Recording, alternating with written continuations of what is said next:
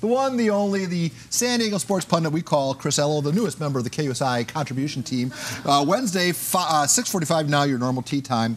Can we start, and let's go back an hour in time. Yeah. Isaac Taylor Stewart, the bluest of the blue chippers here in San Diego County, was talking about his decision to leave St. Augustine for Helix High for his senior year. Take a listen to this.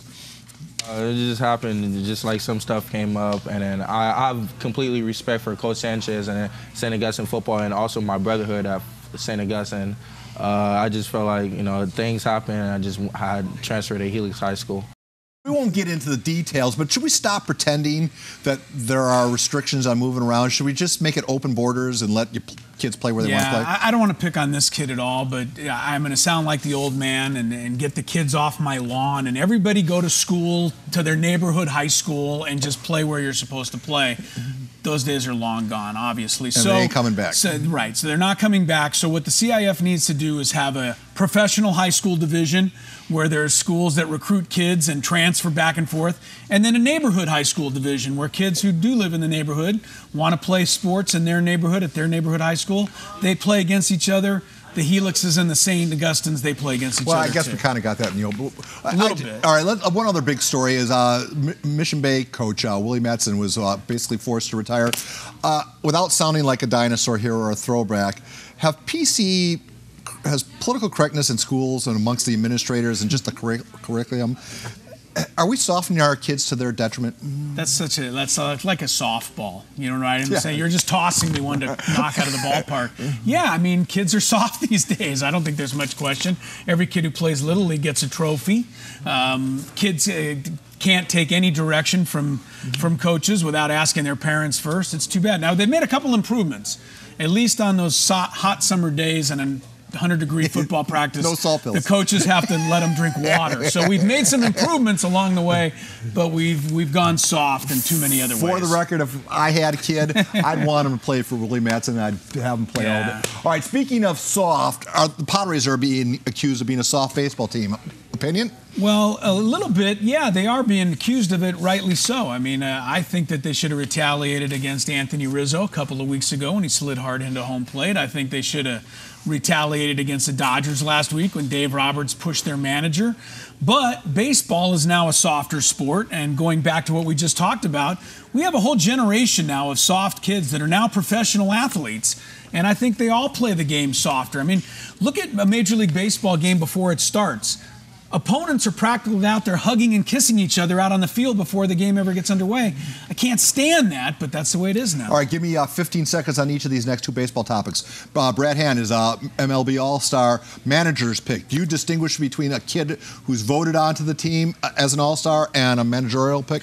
Not really, because nobody really remembers it, but I'll just say this. I like the rule where one player from each team has to be an All-Star, and probably I like that rule because that's the only way Padres ever seem to get on the All-Star team. Spangy thrown out at the plate yesterday. I have it right. Yesterday. Obvious call that you thought instant replay would correct. Yeah. But they upheld an inaccurate call. Pretty obvious. It seemed pretty Why obvious. have instant replay if they can't correct a mistake? They can't have instant replay if they can't get it right. They got to get rid of instant replay completely. Have no instant replay if you're going to make mistakes like that. All right. Venus Williams involved in a car accident, two-car collision back in June 9th, I believe. She was driving a left-hand turn at a busy intersection near her home, pulled in front of a car. The car T-boned her. The passenger in that car, a 78-year-old gentleman, was killed. Venus was asked about that Monday at the All England Club where she's playing. Take a listen. There are really no words to describe like how devastating and yeah, I'm completely speechless, and it's just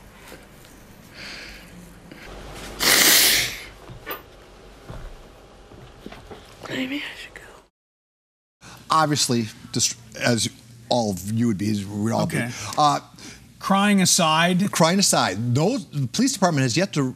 The reports there she was at fault, but there's been no police finding. Has she been charged with vehicular manslaughter? Is there a protocol for playing in a tennis tournament If you're charged, I think tennis ought to step in and say, "Hey, look, we want a little better spin on our sport. We don't want somebody who's charged." So, in your this opinion, case. until there's a finding, she can do it. She hasn't been charged with anything. I mean, so I don't think you can do anything right now. Not yet. All right. So in tennis, you can keep playing after a big collision. In cycling, you can't. Peter Sagan dumped from the tour after this wreck right here with Mark Cavendish. Take a look at this. First of all, it's fun to watch Tour de France now with all this new technology. Yeah, that's fun to watch. Sagan gets dumped. Is that a fair penalty? He created the collision. There's no sport in the world like cycling when it comes to doing the right thing and behaving in the right way, right? Yeah. Cycling's been the poster child for sports that handle things the right way. Just much like auto racing, the technology has made Tour de France suddenly makes it a little more must-see TV.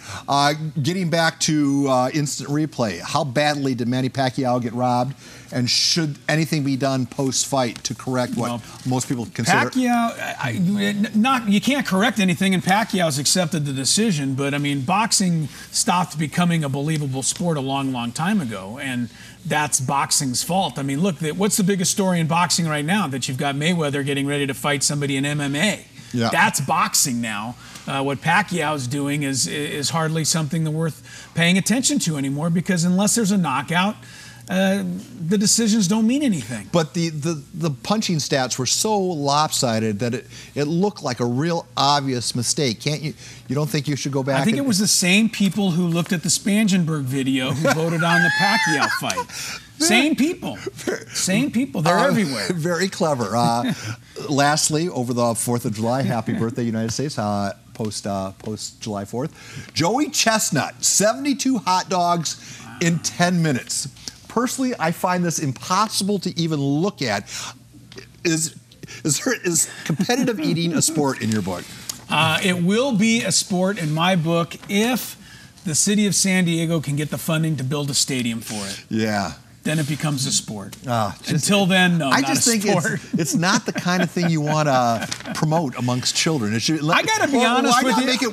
Make it a healthy food. Make it fruits and salads or something. How much salad can you eat in 10 minutes? I was curious for a few years way back when, but I no longer watch the hot dog thing. All right, well, that's I am a hot dog, but I don't watch the hot dog. Very much so. Yeah. That concludes our 8 minutes and 30 seconds with Ello. Hello, Ello. Hello, Ello. He'll be back in a week from now.